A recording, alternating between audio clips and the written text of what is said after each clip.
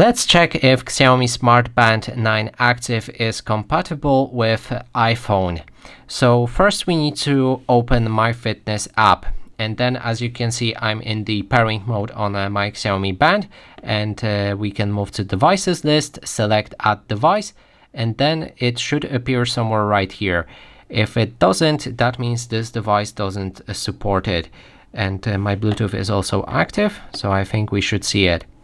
The last thing we can try is to reset our device to factory settings and see if it's connecting after that.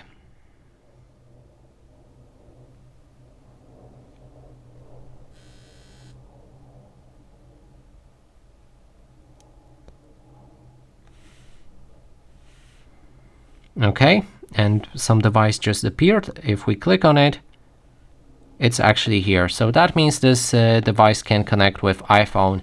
As you can see, it works fine, but you can try the method I performed if you have any connection problems.